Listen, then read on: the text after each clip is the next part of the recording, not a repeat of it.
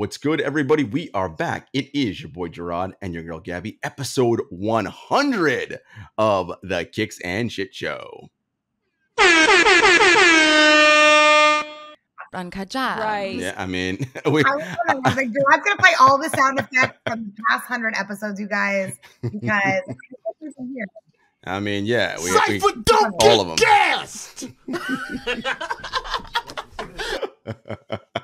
You're listening out. You're like, wait, is there another one coming? Yeah, I mean, I don't want to talk over our man Cypher, you know? Like, these are all important milestones in us getting to episode 100, Jay. Like, I'm super excited about this. This is like a big deal. Huge. Monumentous, even, some might say. So, Jarod, I'm going to flip it up because it's episode... oh, wait, ready? You're actually going to ask how I'm doing? Wow. Yeah, how you doing, Jay? Let's remix today. I'm good. It's a little warm here, which is great, by the way. I know you're in LA on the West Coast where it is always warm. In New York City, it is now warm. We're now in the summer months, even though technically it's not summer until the end of June, but we're basically here now. We're feeling it, feeling good. Winter coats are definitely away. Everybody got their shorts on, they sleeveless tees, sun's out, guns out, all that foolishness, but it's all good because this is, when it's warm out, everybody, well, I was gonna say everybody's in a good mood. I was gonna say when it gets too hot out, people get in nasty mood. So, but it's the beginning. So we're at the part where everybody's happy for now. I was gonna say, for those who don't live in New York that listen to us, that is like the most New York thing that you could ever say, right? Like there's like those 2 to 3 weeks where like everything is beautiful. You start seeing some arms, some legs. It's like bike short season, which is my favorite season. I mean, that's every season for you. There's something different about that New York heat and humidity that like you could be in LA or in Vegas or anywhere in the West Coast and it's like 100 degrees and it's hot, but it is not the same hot as like a balmy 87 in New York where you feel like you're in a swamp, you're on the subway, it's like air conditioned on the train, you have that massive fan that's on like half the PATH station platforms, the other half, and everyone crowds around that when it gets really hot. Everyone's sweaty, sticky, close proximity. I mean, New York in the summer, it's a special place. 100%. It's a special place. I will say this. I am fine. I am not one to complain about it because because I say to everybody, in the middle of January and February, when it's brick out here, people are mad and you want warm weather, right? So I'm like, no, when it's here, let's enjoy it. So I'm doing that. As far as riding the subway, I'm really trying not to do that in general. I'm just given what's happening out there. So, if it's somewhere where I can walk, I'll walk. I'd rather do that, right? Like, heck, I'll even take a cab, so, but yeah. Wild, Jay. Okay. Well, listen. I'm trying to limit the amount of time pressed up into cramped indoor quarters with, lots of people. I mean, I think that's very fair, especially like coming out of SneakerCon LA last weekend, right? 15,000 people, Jarod. We're in this weird phase, and I know we talk about this a lot, and, you know me, I'm always on the go. I have a lot of work trips that are on both coasts. I think just for the record, I get asked a lot about like this bi-coastal living, and I live in New York, y'all. I know I'm in California a lot, but like blessed that I have a job that sends me back and forth to a lot of really cool places. And then, I mean, otherwise it's like a little kind of couch surfing vibe. I stay with Larry whenever I'm out here. So, shout out to Larry. I know you can hear me right now. Shout out to Larry. And then shout out to my friends. Like I'm staying in a hotel this weekend, was in a hotel up in Anaheim last weekend for SneakerCon. So it's just kind of like you make it work in the ways that work for you. I think like being bi-coastal, like everyone has a different vibe of what that means and different definitions. So I just want to kind of set the record straight. Like I am a New Yorker through and through. I have not moved to California. But I am enjoying this West Coast vibe. So, but she's about to move to California. I mean, let's be honest. That's like fake news, Jarod. That is not true. I'm on a lease for a year.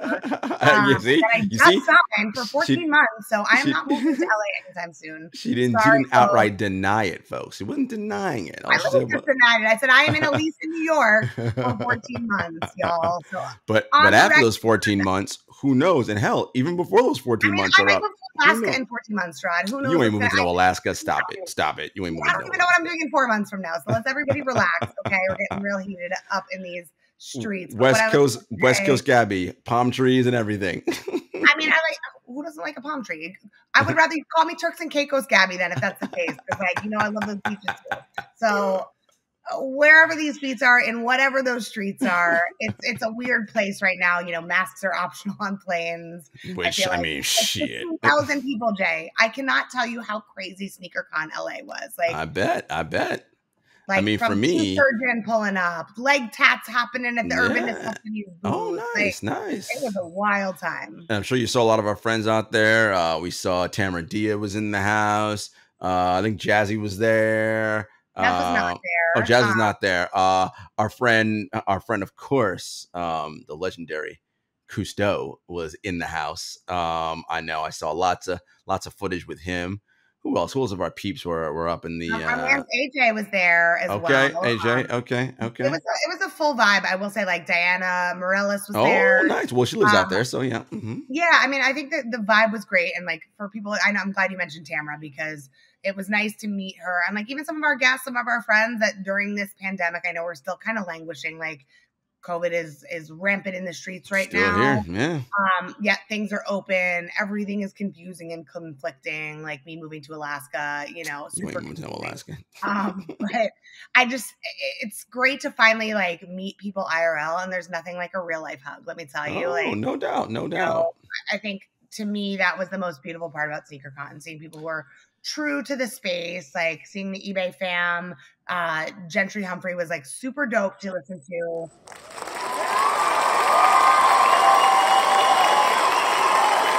Yeah. Fine. And I'm excited to see, like I hear SneakerCon Vegas in a couple weeks is going to be a movie. So we'll see if KNS will be representing there as well. But yeah, I mean, like I said, I get a little emo around this being our 100th episode, Jay. So like, we've come so far, we've evolved so much, and yet you and I are still you and I at the end. It's such a wonderful experience. Let me tell you, folks. Every week it is nothing but joy. No, like we're happy that we have all of our faithful listeners out there. Shout out to the Count the Dinks family for bringing us to a whole new audience. And we're happy. We're continuing to grow. We're going to try to do more things in person. Again, as you know, it's still a little frightful out there to be out here in these indoor streets now, if we have outdoor events, it's something different, right? Then I'm like, all right, we're outside, like a little more free, but inside enclosed spaces, still not quite 100% there. But, be that as it may, we'll do some cool things. Gabby, we're excited because our guest today is someone who people may not know who he is, but they might seen his stuff. Halo'd Apparel. Obviously, I'm wearing the Halo'd Apparel hat. You had a Halo'd Apparel hat in our photo shoot. You might see a lot of our photos that are out in our social media wearing the brand. And, we love to talk to people who are out there and who are, independent small business owners who are doing their own thing, creating their own merch, making their own lane. And this is someone who's definitely doing that. He's got a new platform as well. Of course, we'll talk about sneakers. So everyone, stay tuned. What's up, everybody? We are back. Gabby, we are not alone. We are joined by Mr. Marcus Stapleton Jr., the head of Halo'd Apparel. How are you, sir? I can't complain. How are you guys doing today, man?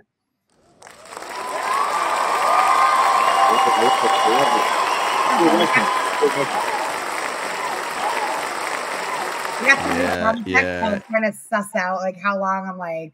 Because Gabby's like, damn, wait, how long is he gonna run it for? I don't know. Now listen, you gotta. It's not even me. It's the people. The people are cheering and they're happy that our guy is here.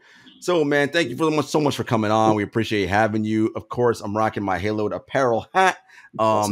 You were so kind enough to share some merch with us, and we use it, of course, in our photo shoots and our socials. So let's start there, man. Where did the idea come from to start Halo'd Apparel? So ultimately, this has been an idea that I've had for years. I've kind of wanted to jump in, and I've had a bunch of ideas when it comes to hats. Even though we are Halo'd Apparel, hats have been something that I've been into since back in elementary school. So ultimately, I wanted to figure out a lane that I could jump into it and just kind of get my creativity out there. And I had a daughter 12 years ago, and ultimately, just kind of being a father, growing my relationship with her, I kind of wanted to jump into the hat and just kind of kind of have a focal point on just dads being good dads, just dads being relevant, just dads being here. Like, even when, it's Mother's Day and Father's Day, Mother's Day is kind of blown out, and then dads get a tie, and that's great, so. So I wanted to make sure that I kind of represent for kind of relationship that I have with my daughter. So one of our first hats that we dropped was kind of the no daddy issues, because I have a daughter. So I wanted to make sure that, like, the relationship that I have with her, I build strong, and ultimately she could wear our no daddy issues, because I want her to grow up as a daughter who doesn't have any issues. And we know a lot of people have issues these days. Sure. But then when it comes to daughters, when it comes to ladies, you can meet a 40-year-old lady who still has daddy issues, who still doesn't connect with her father on that specific level. So I think it's important for fathers just to be apart. So I kind of want to represent it that way. And that's how it originated. And then it's kind of blossomed into just an array of different hats, kind of tying into my love for sneakers, as well as apparel now we kind of got going. So that's kind of it. Oh, that's great. And, so obviously you are a hashtag girl dad.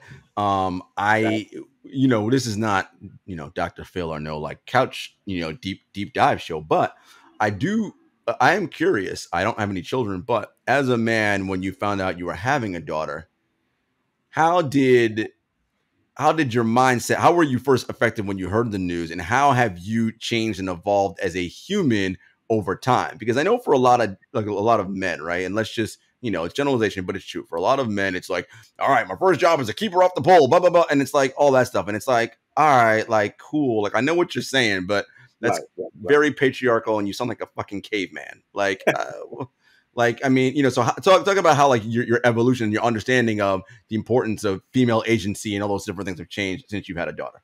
So what's crazy is that I didn't really have a preference whether I wanted a boy or a girl. I mean, obviously, if I had a boy, you automatically think of a little you.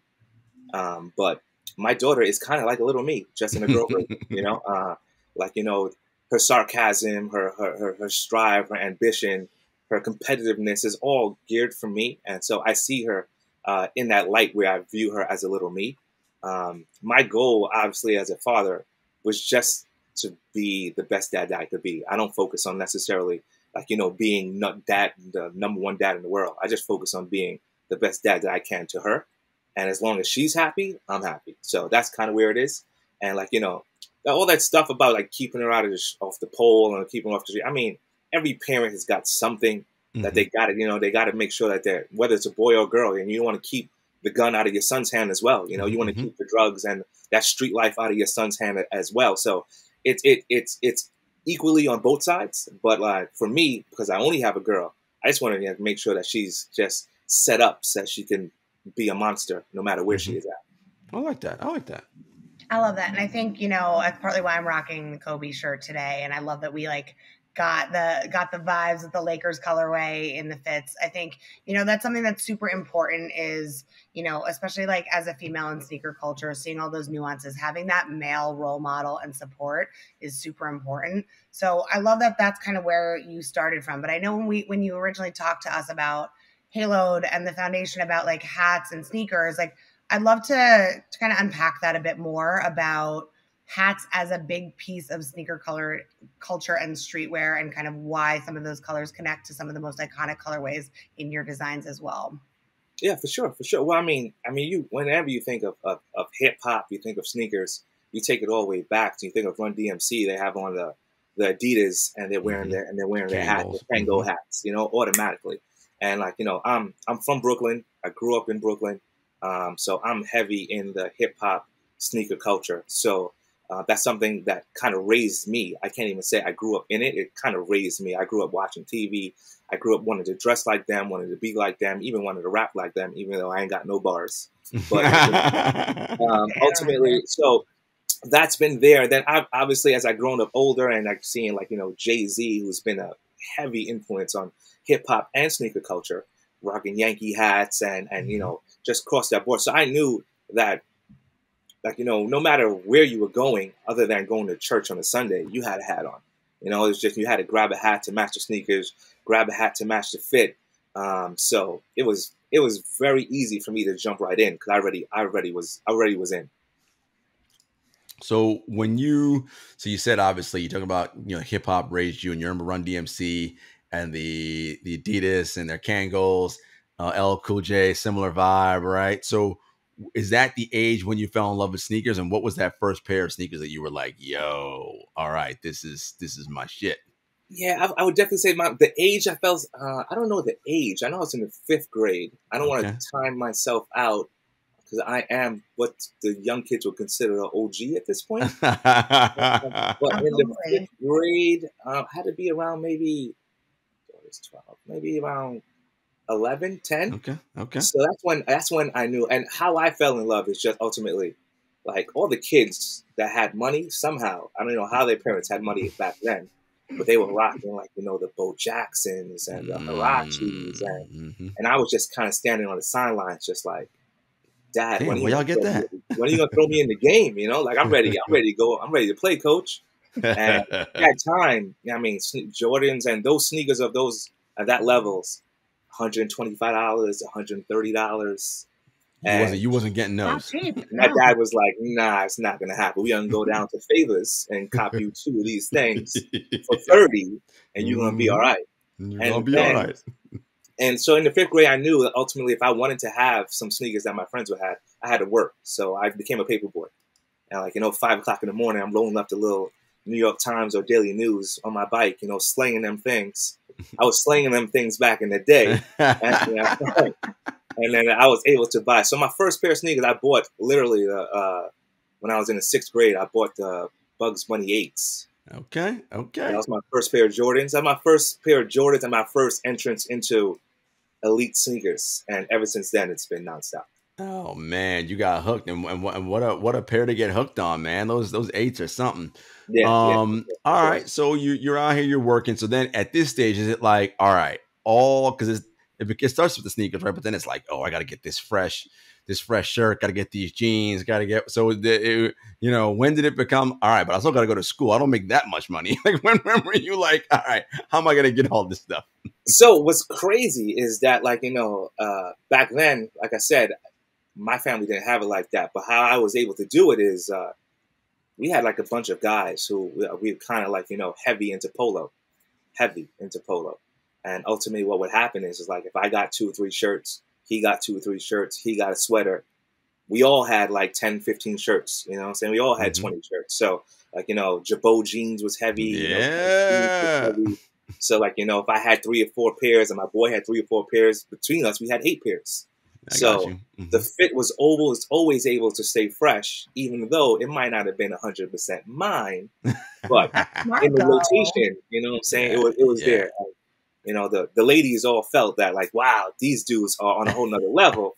Little did they know, you know what I'm saying? We was doing the rotation. A piece in everybody's house, So. But that's actually smart, right? It's a very entrepreneurial way of looking at it at that stage, right? Where you're like, look, we can't all I can't get everything, but all right, you get some jeans, I'm gonna get some tops, you get this, and then we'll just, we'll do the thing. Yeah, for sure. The only thing we didn't really kind of switch off on was sneakers. Everybody, you rocked your own joints, you know what I'm saying? Just because everybody treats their sneakers differently, somebody's outside playing the football.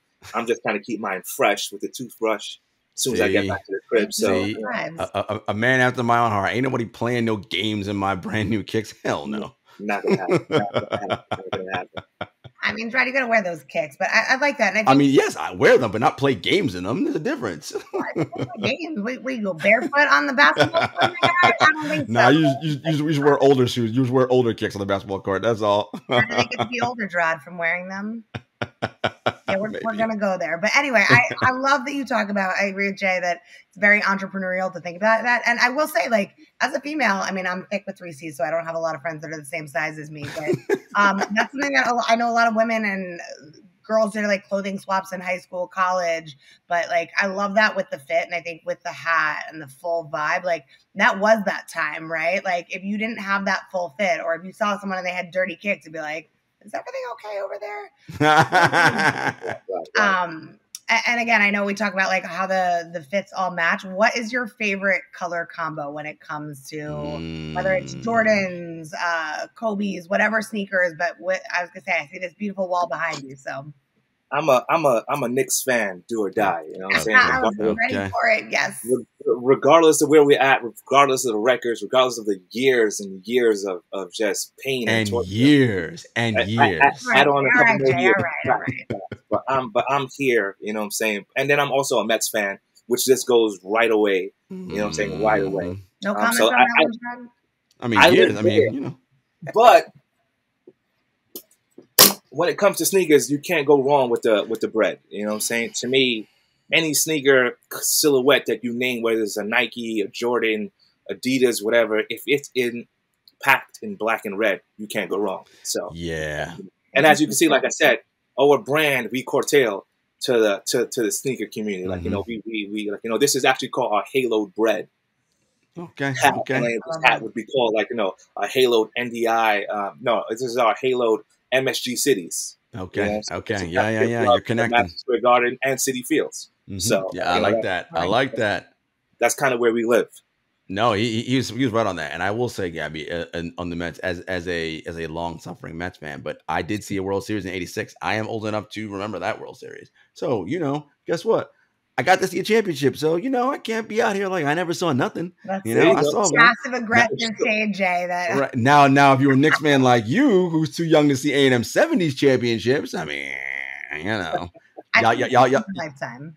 Y'all got to keep going back to them Patrick Ewing glory days. That's the high watermark for you, Patrick Ewing. I'm still struggling on the finger roll. So I'm still right there. I'm still on the edge of my seat waiting for him to dunk it, but it was a finger roll. So I will say this, and it's funny because I talk about this with my cousin and various people. So sports, and you grow up rooting for a team, and you do the whole thing, and you die hard, do or die, and all that. And I get it. And if that's how people want to roll, knock yourselves out. But there is something to be said about when you turn into an adult and you're like, wait a minute, why am I giving all my time and energy and hard-earned money to this team that don't give spit about me and how I feel and my feelings? Let me go find someone who appreciates my dollars and who wants to put right. And so I've talked to a number of people who've recently, depending on not every sport, but certain sports, they're like, you know what? I moved off of my team X. I am now rocking with this team instead. There's no law that says you got to stay on with the one team, right? And I mean, sports is supposed to give us enjoyment, and we're supposed to feel good. If you've been a Knicks fan or a Mets fan the past 25 years, how good you feeling with your free time? I mean, not great. I feel like the Knicks show me a lot of love, so I'm going to show that love back. Yeah, they show you love as someone who works for them. But I don't know. I mean, there's just something about it. And also, there's something to be said about loyalty, right, Jay? Like, those hoes ain't loyal that you'll be talking listen. I don't know. But listen, loyalty lasts about as long. Listen, when it comes to that, to sports, I understand loyalty in your marriage and things like that. But sports, well, this is my free time and I'm giving it to you. Oh, hell no. Oh, hell no. I mean, the Knicks are, and we could talk about the Knicks until we're blue in the face, but that Halo'd blue, you know what I'm saying? But there's nothing like being at the Garden. Even if the Knicks are not great, if the Knicks could be the most trash team in the league that year, and you could have a player make a I'm with you block against LeBron, right? I've seen those, and everybody goes nuts. And I get you. And my thing is if that is what you want to hold your hat, no pun intended, if that's what you want to hold your hat onto, are those moments. Who am I to tell you no? Then okay, you enjoy that. I love the moments. Don't get me wrong. I want to ship. I know that. I was gonna say, but for me, I'd rather see a team that gives themselves a chance and they're a shot and they're in the playoffs almost every single year, right? Give me that, right? That's just a lot more fun. Just saying. Well, for me as a Knicks fan, because I'm do or die, but I do like LeBron. So at least you get some fun. You get some fun in your life. I'm a Knicks fan. I'm a LeBron fan. So ultimately, in my years of just being punched in the face by the Knicks over and over and over, LeBron brings you joy. I could always be like, all right, Brian, you know what I'm saying? Bring me you see? happy place. And then when LeBron comes to the Knicks, when he comes to MSG, I want Brian to get 50 and go home and go home.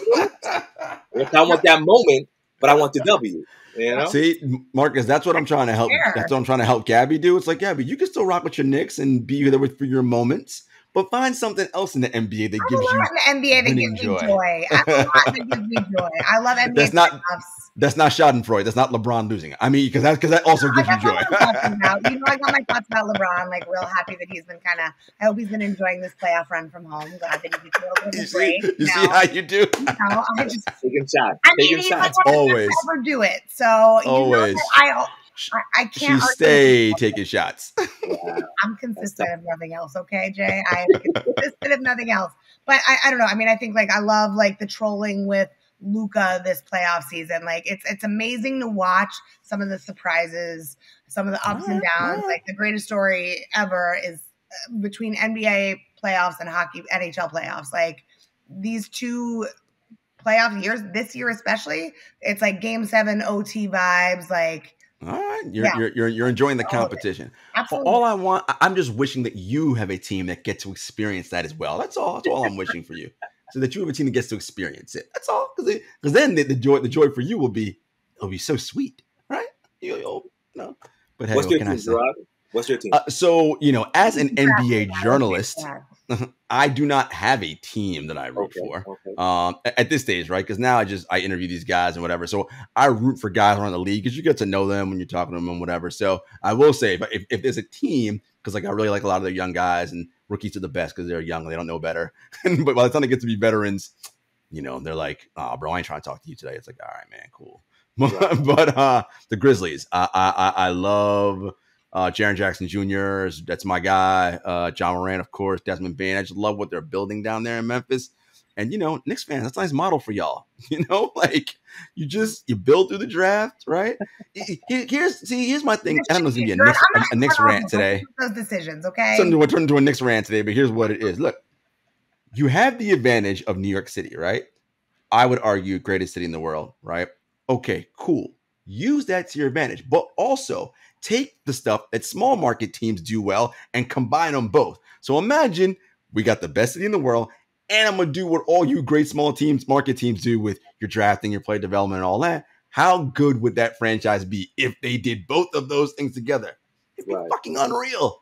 But that's not how they operate. They just go, we're the Knicks. It's just cool. And I'm like, oh, well, how's that working out so far the last 25 plus years? Not great. Not great. Sorry. I had to dig it one more time. Front office, everybody out. Take over. I'll tell you right now, make me president of basketball operations, and I guarantee you that in 5 years, that team, you'll be like, what the? That's it. 5 years. Give me 5 years. I say I'll turn that whole thing around. I say, give me 3 years. Oh, okay. Okay. Do we have 2, Jarod? Do we have 2? I mean, I ain't gonna go down to 2. Listen, they got a lot of things they got to clean out of there. All right, got a lot of things that need to change around them parts. Sorry, we didn't know we were gonna diverge into basketball talk, but it's all related. All right, man. So back to sneakers. The current sneaker, marketplace. As someone who you sell, how are you feeling about every week? Not every week, but let's say there's you got your eyes on a couple things, and you're like, "Oh, I want to get this," and you kind of circle. Are you like, "All right, I want to take my chances, try to get sneakers out, try to get unconfirmed, whatever"? Or are you like, "Man, forget that. I'm going straight to the secondary market because I ain't got no shot."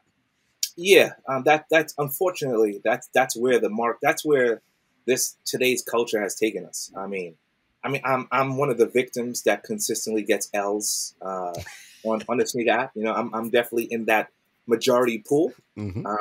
At times I don't even try because I know it's just like, why even start your morning off with an L? You know what I'm saying? Try to stay positive. You know what I'm saying? Mm-hmm. But I still try. Like this morning, more L's were handed out across the board. Mm-hmm. As I'm texting people like, "Yo, did you get him? Did you get him for me? Did you get him?" And just L's for everybody. But the resale market, even when I was back in New York, it was heavy for me. Like I had a couple of connects. Okay. I think Gabby might know of a couple. One of my connects actually, but I had a couple of connects that literally I would just call and be like, "Yo, you got me. All right, meet me at Queens Mall. I'll come pick those things up." Okay. And then even back then, the prices were maybe $30-$40 more. Mm-hmm. So I was able to land things, and then I actually had a connect in Long Island. Okay. Who used to switch go crazy. It was like a little Russian dude, and he used to get things early. Nice. I won't say what his name is, but he used to get them and we ain't gonna ask no questions about how he got them early either. Fact. And what was crazy is that you could look on his website, and the way you knew he had them early is if they dropped a YouTube video. Okay. So if he dropped a YouTube video, that was like the bat signal. Come get these things if you know. Mm-hmm. So 2-3 weeks early, you would go and you'd be like, yo, let me get them. And he'd go into the back and you'd be rocking those bread Jordans like 4 weeks before they hit. And so I had that for a while. But unfortunately now, being that everything is kind of resale, everybody and resale market is not $40. It's almost double, triple now. It's kind of crazy. Yeah. Which makes me, it's crazy to think that how these young kids are even affording it. Because, I mean, I'm an adult, you know, with a couple of jobs. Like, I don't even got one job. I got a couple of jobs. And still, I got to look at these prices like, are you kidding me? Like, I'm not going to pay that for some sneakers. Yeah. But then there's this little 16-year-old that's freaking kicking stones in, you know, the latest Travis Scott ones. I'm just like, I don't get it. You know? So. It's a different world, right? Because so many of the people, especially the kids that do it, and we know we did that West Coast show. We talked about him a lot. I mean, you get on mom or dad's credit card if you're so fortunate, right? And it's got an Amex with no limit or whatever. You cool. All right, I'm buying. And you get your bots. Okay, cool. Here we go. Buy them all up, make resale, and there's your business, right? I mean, you get, I forgot the numbers, but you got kids out there making 6 figures before they even get out of high school annually. And it's like, why they go into college? For what? Right. They already like, I already got this career. And y'all people gonna go to college, come out with debt, and you ain't gonna make nowhere near what I'm making right now. And right now, for sure. You know, and this is with the bots. I tried the bot life. Yeah. It's like learning a different language. It's hard. Bots are not guaranteed either. It's a full-time job and it's not guaranteed. And every bot you get, you got to buy more stuff on it. And it's just like I just bowed out and just like I'm gonna have to pay for these things. Yeah, man. It's interesting because, you know, so much of life nowadays, Marcus, is about stunting for the gram, right? And putting on these airs and presenting this life. You want people to think that like, wow, I live life and it's so amazing and it's so great. And we know the reality. It's like, come on, man. Social media is the highlight reel, right? That ain't 100%. really what you're doing every day. Like, and we know that, right? Like everyone actually fundamentally knows that. But there's something about that dopamine hit you get when you're watching that, when you're scrolling through like the movie, you're like, man, so-and-so's in the Maldives, so-and-so is here. It's like, all right, but everybody got the Travis Scott ones already. I don't know how. Right. It's like it's not really like that, right? It's not really what's happening 24/7, 365. But again, social media is tapped into that and that need to kind of want to stunt and flex, and right. And that's, you know, that's where we're at. Before we wrap and head to America's favorite segment, Shoe and Tell. You know, something that you're starting up now, a new platform where, okay, you know, people have stuff. And at one time you may thought this was the shit. I want this. I want to keep it, whatever. And now you're like, meh, I don't know why. I don't really either wear them anymore or use them anymore, but I really want this other thing. How can I leverage what I have to get what I want? Talk a little bit about what you got going on. Absolutely. So on June 17th, myself and 500 individuals, we've been kind of working hard in the background, kind of put this company together. And it's called Trade Up. And Trade Up is literally, it is a premier marketplace where users can trade sneakers and streetwear across the board. It could be DS sneakers. It could be used sneakers. It could be sneakers that no longer fit you. It could be sneakers that you, like you said, at one point though was hot. And then a year later, you're looking at them like, why did I buy these? And ultimately you could use that, and as these Travis Scott ones come out, you could be like, you know what, I could grab 2 or 3 of these sneakers that I'm never going to wear again. And maybe somebody wants them because everybody's grail is different. My grail might be, my throwaways might be your grail, and your throwaways might be my grail because everybody's style, everybody's choice is different. So we wanted to make sure that we entered this market and in this time give people the option that they can kind of use what they have to get what they want. So that's kind of the full basis of Trade Up, launching June 17th. So definitely, you know, follow us on all our social medias. Trade Up, trytradeup.com. Definitely check us out. Love it, man. We'll definitely be on the lookout for that. And folks, stay tuned because coming up next, America's favorite segment, Shoe and Tell, presented by Another Lane, the premier digital marketplace for dope kicks. I have a feeling that Marcus is going to have some pretty nice stuff for us to see, things that mean something to him. Stay tuned. What's good, y'all? We are back, and you know what time it is. It is America's favorite segment, Shoe and Tell, presented by Another Lane. Listen, We talk about Another Lane all the time. Y'all know. Get on there. Check out my guy, Chad Jones, a.k.a. Sneaker Galactus. Anything you want to know about sneakers, Chad probably knows it and then some. All right. Now, Marcus, this is your show, man. Show and tell. Show us what you got. Let's get it. Well, I want to start it off, sneakerhead hat. I am a true sneakerhead, you know what I'm saying? On the site now. But this first pair is definitely probably going to hit home with Gabby, you know what I'm saying? Oh. Yep. Mm-hmm. I know she's a huge fan. I mean, hilarious. I love it. Me, the LeBron 7s, these media days, the color swatch, the way that the first, when you go with the both pairs, I mean, I'm a Knicks fan, but this purple and gold is crazy to me. I mean, that hit nice, gold, yeah. It's next level. So these are probably one of my favorites. I only won. Gabby, how you feeling about LeBron 7s though, man? I know LeBron's your man's and all. You can't deny the classic Lakers colorways / LA Sparks colorways. I like the reverse lacing on that. Notice she said everything about it but actual LeBron. I love it. LeBrons. This is my thing about LeBrons and sneakers in general. And I don't know a lot of ladies that are rocking LeBron kicks because they are a little bit of a bulkier, heavier silhouette. That's what he needs on the court. So from a functionality standpoint, from a design standpoint, at the end of the day, they still are basketball sneakers for basketball. And function and performance, as fashionable as they are, comes first. So that's why I don't personally rock a lot of LeBrons. It's not that I am not open. And again, reiterating. So are Jordans, though. Jordans are basketball sneakers. Of course. But there's something stylish about the Jordans. That kind of lighter silhouette, though. Some of the bulkier Jordans, though, I don't rock either. So, that for me is my consistent piece across the board. And I'm going to say on record again, I cannot dog on LeBron's ability on the court. That kind of rubbed me the wrong way. The decision, it's all right, man. That was 1,000 years ago. We still on that? That was 1,000 years ago. I'm a Virgo, bro. We never forget this shit. All right, Marcus, what you got next? I got Air Max Masters. To me, I like it.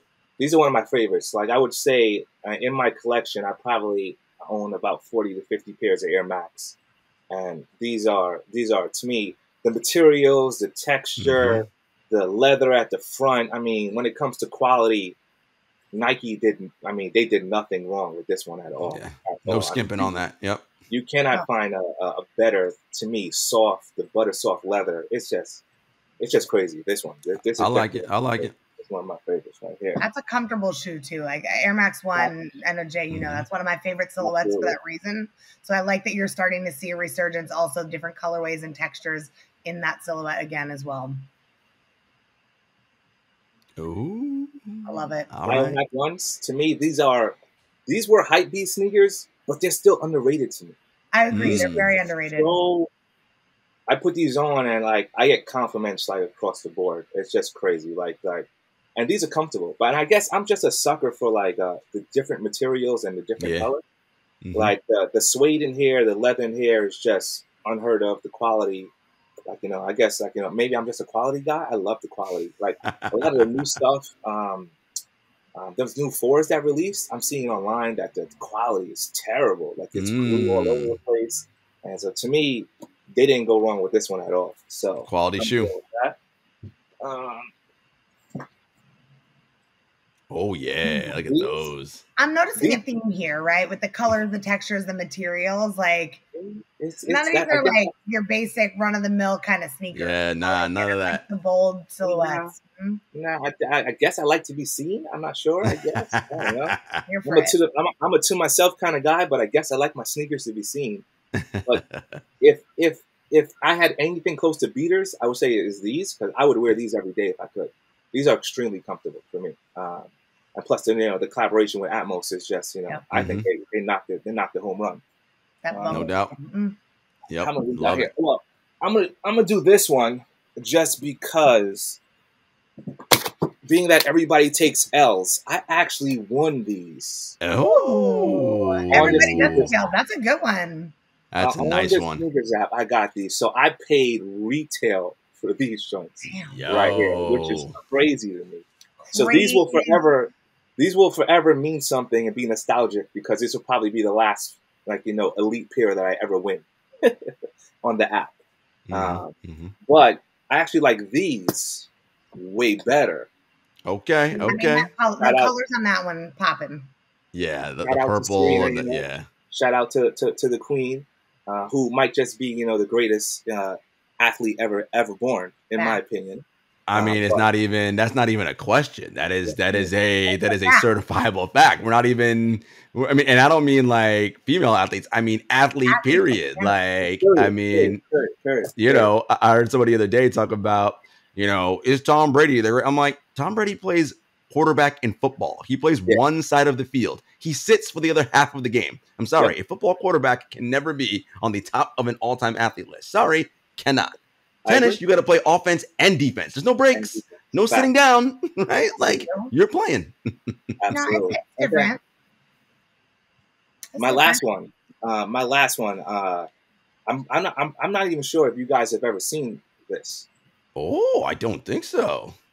So this is from Saya Collective. Saya Collective is one of the designers that is, I don't want to say is underground, because he's made a ton of money for himself, but he's one of those designers that is kind of going against the grain and literally is making his own sneakers and has made a huge success. He's a killing.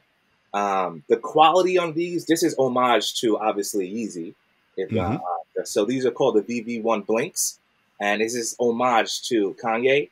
But I'm into, he's a black designer. I'm into supporting black. I feel like, the multi-billion-dollar companies have been making a killing off of our dollar for way too long. So everybody should support black, whether you're white or black, because to me, there's enough money to spread around.